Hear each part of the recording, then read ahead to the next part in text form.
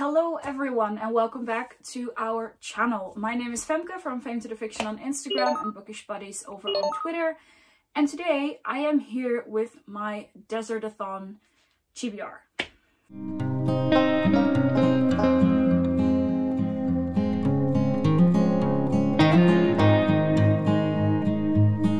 So if you didn't already know, DesertAthon is a readathon focused on desert vibe books created by my bestie and partner in crime, Esmay.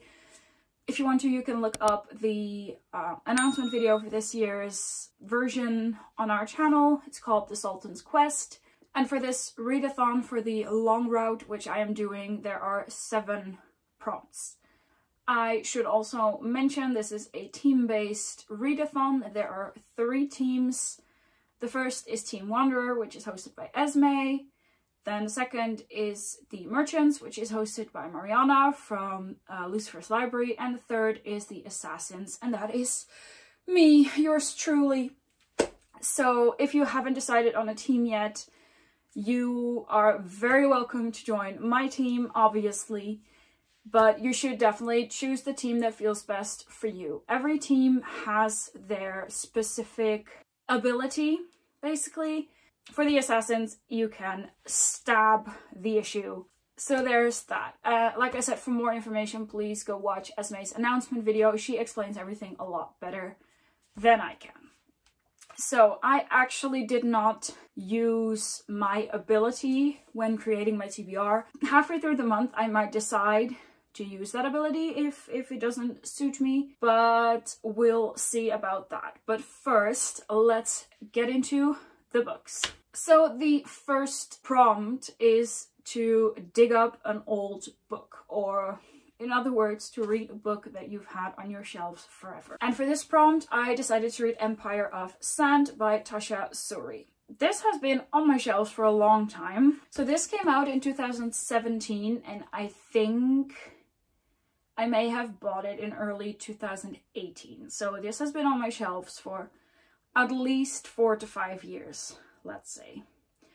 So this is a desert vibe book, and this is about a girl who is trapped between 2 cultures. Her father is from the ruling class of the empire, but her mothers were the outcasts. They were nomads who worshipped the spirits of the sands. So this is inspired by medieval India, but there's lots of sand, so this is definitely a desert vibe book. Then the second prompt is to read a book outside your comfort zone. If you see me looking down, it's because I have my iPad down there with the prompts on them, because I cannot be asked to remember them, right? So a book outside of your comfort zone. I do want to say I tried to do desert vibe books as much as possible, and I think I managed quite well, but book outside my comfort zone, I decided to go for Dune by Frank Herbert.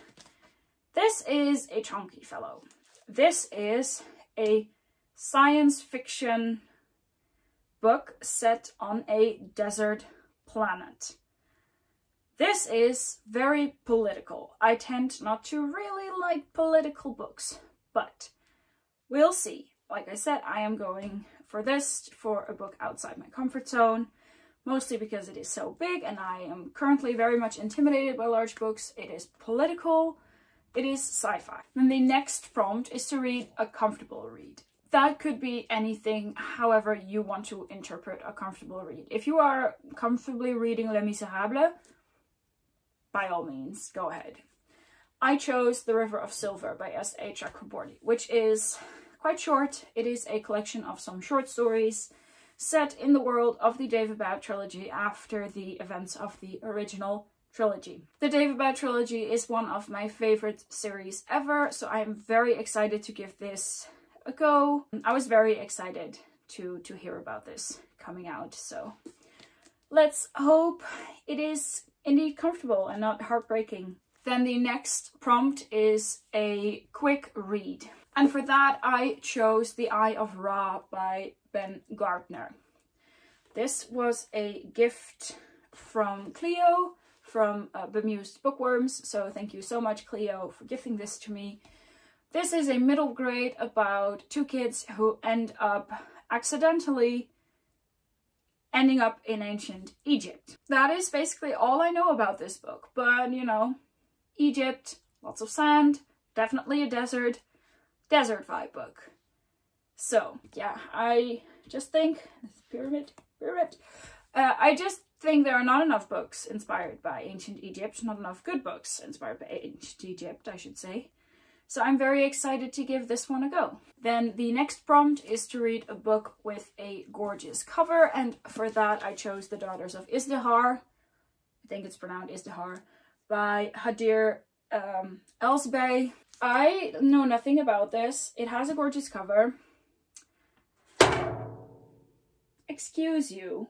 I don't actually know if this is fully desert vibe, but it looks desert vibe and it feels desert vibe to me, so that's why I went for this. Then the next prompt is to read a book with mythology or lore, and for this I went with Ariadne by Jennifer Saint. This is a Greek mythology retelling, so I figured this counts for mythology. This is, in my opinion, also kind of deserty. It's set on Crete in ancient Greece, in ancient Greece, and in my experience, Crete is dusty, sandy, so I think it fits desert vibe very well. Then the final prompt for this readathon is to read a desert vibe book, and for that I chose The Stardust Thief by Chelsea Abdullah.